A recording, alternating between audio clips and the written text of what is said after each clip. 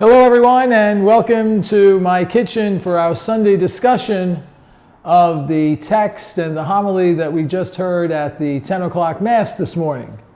What I would like to do is to kind of review that and give some more examples of people who certainly have followed the direction of Christ in giving their lives. First, let's look at what was going on there. Let's contrast last Sunday when Peter is made the head of the church. On this rock I will build my church, to this morning when Peter is called Satan, get behind me. What did Peter do to cause Jesus to react in such a way?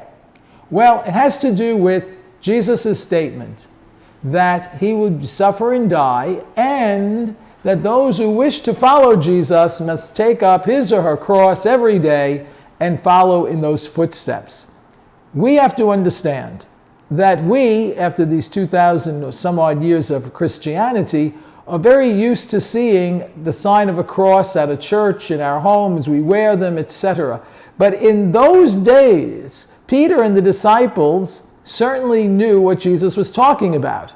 The cross was not a sign of victory for them. The cross was a sign of great defeat. It was a sign of torture. It was a sign of humiliation. It was a sign of dominance by the Roman Empire. So Peter could not quite understand this symbolism. As I had said earlier last week, there will be things that Jesus will say that Peter will not understand. And Jesus also makes some very difficult statements here for those would-be disciples. Let's look at the feeling here. I think the feeling is really captured when Jeremiah, so many centuries earlier, is a prophet. Prophets are people who do not tell the future, but they are people who ask very important questions. And the questions that they ask are questions that lead people back to God. They ask questions for people to reevaluate their lives in the sight of God. Jeremiah has had a difficult time. He has done everything that the Lord has asked him to do. And what did he get for this? A great deal of suffering, a great deal of persecution. The temple priest in ancient Jerusalem throw him out. The scribes throw him out. He is despised by all, but he's done the right thing. So the first lesson for all those who wish to speak for God or to work in ministry or even to be a leader in the Christian faith is you're going to get opposition. Remember, the cross is made up with a vertical and a horizontal in a conflict. And this happens very frequently. Let's look now at what Jesus says about giving one's life. Jeremiah gives his life. He cannot help but speak, even when he doesn't want to speak. Peter and the apostles are consumed with this person, Jesus, and certainly after the resurrection, that consummation becomes even more of an issue for them because they cannot help but speak the story of the resurrection. They cannot help but speak what they had seen and had heard, and they suffered for it. At Mass today, I also had given some examples of people who were outstanding in this situation. Remember, Christianity and our relationship with Christ is more than just religious rules. It is a conversion of one's heart to the mind and the heart of Jesus. For these people, Jesus is alive, in them, through them, and it is in them that they wish to serve the Master. So we explained and we had looked at some people who had given their lives for the gospel. And I started with one of those people whose name was Dietrich Bonhoeffer. Yes, he was a Lutheran minister in Berlin, I believe. And of his life, his writings show that he saw his Christianity as Christocentric. Christ was the first thought in the morning and the last thought at night. Bonhoeffer saw that the work ethic in all things must be done with a certain sense of prayer. Bonhoeffer, because of his conviction because of his conviction that humanity is the image of God, he opposed the Nazi regime. And he spoke out against this. All that he had to do was keep quiet, and he would have saved his life. But he could not. Like Jeremiah, he had to speak. Because of this, he knew his life was on the line. But if he didn't speak out, he couldn't live with himself. Ultimately, he dies in a concentration camp. I had mentioned the blessed Titus Brandisma, who had lived from 1881 to 1942, a Dutch Carmelite in Holland, a professor, a teacher, a writer, who in his classroom and as well as at his masses condemned the Nazi regime. He too knew that he would be in trouble. He knew that if he continued to publish, he would be in trouble.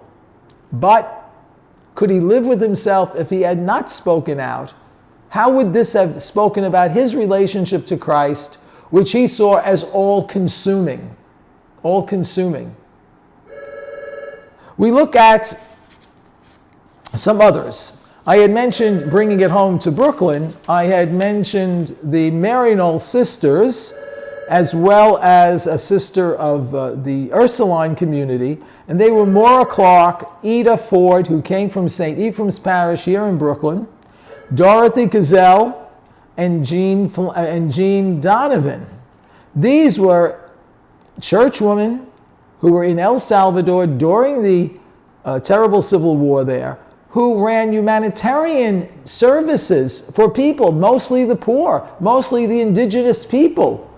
And yet, because of the situation there, they were seen as a threat. They knew that their life was in danger, but they could not abandon their ministry, and they were killed for it. For them, their faith in Christ, their ministry of Christ, was all-consuming, and it echoes the gospel. Another person who was extremely important and who was recently canonized, I believe about a year ago, was Oscar Romero, the Archbishop of the city of El Salvador in El Salvador. This man spoke out about the injustices that were going on during that civil war. Originally, he had come from a privileged class. But he began to realize early in his ministry that it was the indigenous, the poor, who were being persecuted by the right or the left of this terrible civil war. He did not speak out for either side, but he said, this is a human injustice. He spoke out about this. His priests were killed because of this. And ultimately, all that he had to do was keep quiet. He spoke about the situation on the radio.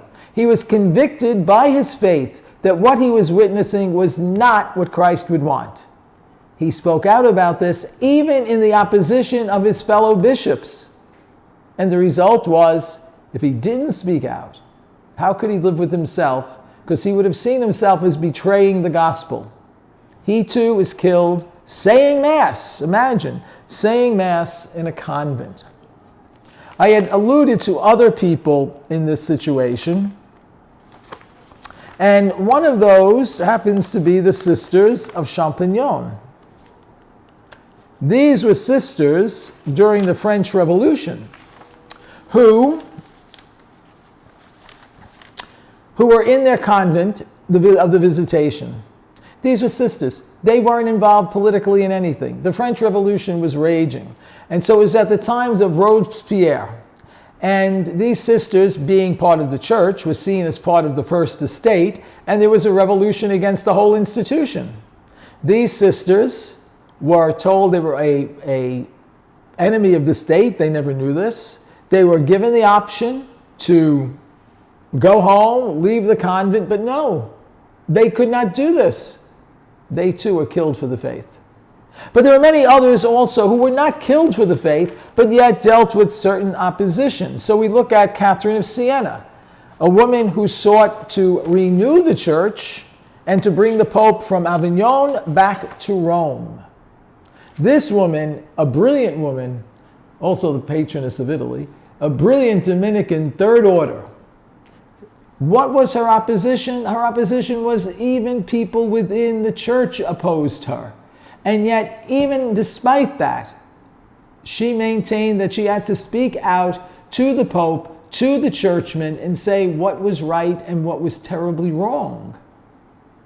These people were all convicted of the faith. So, when we look at our own faith, when we look at today, there are in other countries, in the Middle East, in the Far East, in Africa, we know Father Cletus, people who are persecuted for one reason only: they're Christian.